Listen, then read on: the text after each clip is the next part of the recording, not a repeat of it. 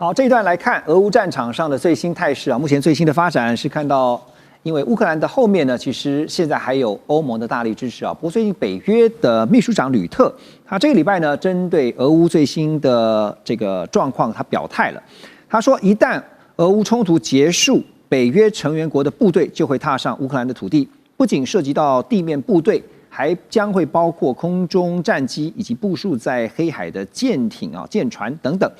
但德国《世界报》跟德国联邦国防军的汉姆特史密特大学最近呢就推了一个兵推啊，结果这个结果呢却让大家非常的惊讶啊，因为呢他们是假设2026年，就是今年的10月份，如果俄罗斯入侵立陶宛的话，那俄军呢只要用15000人的兵力，在几天之内就能够摧毁北约哦，是北约的战力，而且是控制波罗的海地区。立陶宛军方对于这个兵推的结果啊，则是表示，这个是持保留的态度啊。那立陶宛的国防参谋长也表示说呢，立陶宛拥有这个足够的情报预警，目前立陶宛呢也有58000人的兵力是足以应付的，真的吗？邱老师你怎么看？这个其实蛮符合我们的预测，最主要是要看。这个，因为它是一个演习响定嘛，最主要是要看它演习响定，因为立陶宛跟俄罗斯除了海外飞地以外，其实并没有直接跟俄罗斯接壤，所以这个兵推其实很可能是从海外飞地，从波罗的海这边。那在内线，其实立陶宛的边界防御就是铁丝网加水泥墙就没了，所以会有这样的结果，其实很正常。但是你如果说是从东线，现在俄罗斯，因为俄罗斯跟立陶宛并没有直接接壤，是白俄罗斯跟立陶宛才有直接接壤。对，所以最近其实欧盟一直在吵的，其实并不是俄罗斯，而是白俄罗斯。那立陶宛就波罗的海几个小国不断的在讲的是他们跟白俄罗斯之间的边界，他们感觉不安全。但是。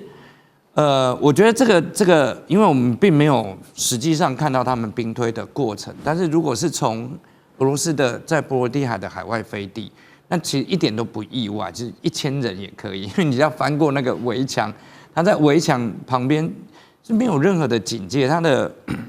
部队是放在第2线。那甚至我们可以讲，就是如果我们把这个兵推改换一下好了，今天不是俄罗斯入侵立陶宛，而改成乌克兰入侵立陶宛，搞不好军的数量也差不多。也差不多。对，因为现在其实欧洲最强的陆军，欧洲军力最强的陆军是乌克兰。所以我们过往一直在看，就是北约其实是由美国撑起来的。那拿掉美国之后，北约的部队到底还有多少能够打仗？这是我们非常质疑的。再来是。经过这么长的时间的成品，北约自己本身的训练，还有北约自己在面对现代战争的准备是不是足够？对，那其实我们从2022年之后就看了非常多北约的一些军事专家，包含一些退休的高阶将领，不断的出来讲，就以目前北约的情况。真的是不好，所以现实状况就是北约是很需要美国的哈。那因为刚刚邱老师点到一个重点，《华尔街日报》也报道说，这次兵推其实就是模拟在没有任何美军的主导下，也没有美国的军力，完全是由欧洲的军队单独去面对这个俄军的攻势哈，才会造成这个兵推最后结果是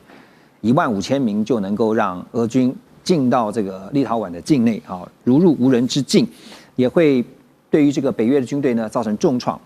那所以问题来了 ，Russ， 你觉得那如果美国知道，那刚刚邱老师也讲了，北约也很清楚，他们是非常需要美国的。万一真的发生刚才那个假设的兵推情况的话，可是美国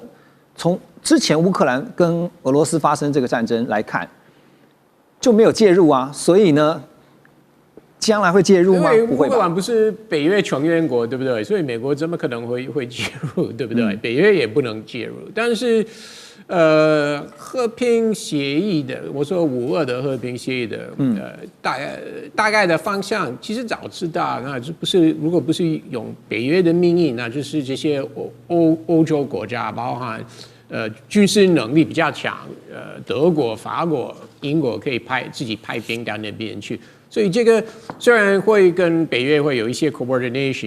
一些协调，但是不是以北约的名义啊，其实这个问题没有那么复杂，很好解决。所以这个兵推最主要的目的就是让北约自我提醒、警惕，就是如果真的没有美国的兵力来帮助的话，其实北约的军力是堪虑的。我觉得虽然很多人对川普的有这个质疑，但是说实在的，到目前为止他也没有放弃美国对北约的承诺，所以。其实我认为北约国家也知道这件事情。虽然川普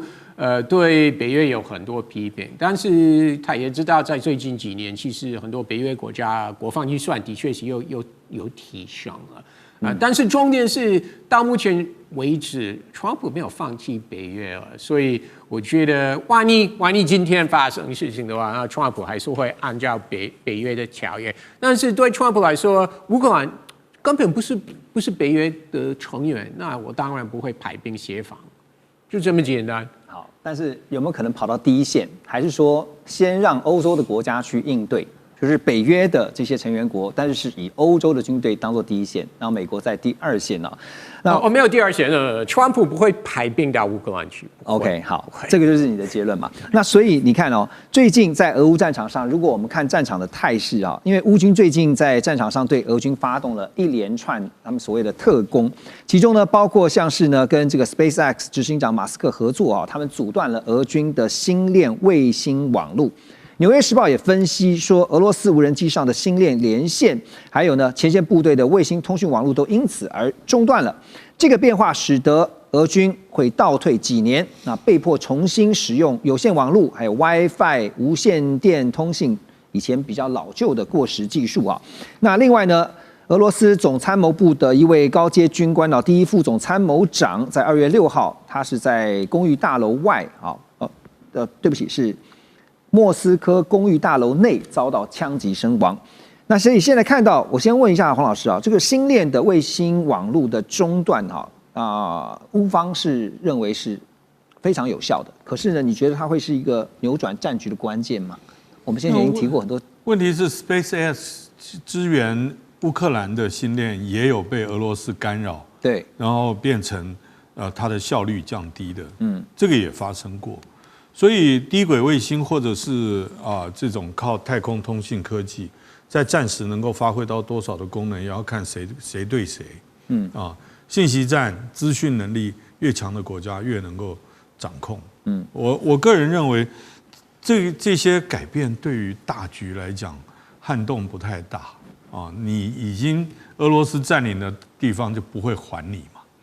对不对？从整个大势来看，对大势来讲，你要不要现在就是和平协议？你要不要就地以现况结案？还是说不行？现况我受不了，我就要翻盘。问题是还剩下多少？还剩下10几天就满4年了，对不对？还要打吗？就这个月了。对啊，那个你还要打多久？那这些越打下去，对乌克兰其实是越不利。对，因为他没有占上风的条件。那个川普总统去年就在白宫跟他讲说 ，You have no cards 。那他的卡没有变多嘛？他手上牌并没有变多越打越少。所以邱老师，我们最近看欧洲发生一个事情，也就是刚刚提到那个立陶宛立陶宛真的最近针对他的外交失策有跟台湾有关的他也特别强调说，这个当初做的这个外交决策呢，很像是冲到了正在行驶的火车前面这句真的形容蛮贴切的。那他点出的其实是一个国际现实，就是说，当立陶宛没有了欧洲的支持的时候呢，其实他就独自面对。现在我们谈到了乌克兰也是一样，如果万一欧洲抽手了，其实对乌克兰不是更不利了吗？对啊，我们现在在看战场的情况，因为从2022年一路追踪到现在，那很快即将进入到第4年。那关于这个，我先解释一下关于星链的这个，俄罗斯没有用星链，所以乌克兰怎么切，俄罗斯根本不受影响。那现在反而在战场上面，因为乌克兰乱切星链，导致现在乌克兰在前线很多。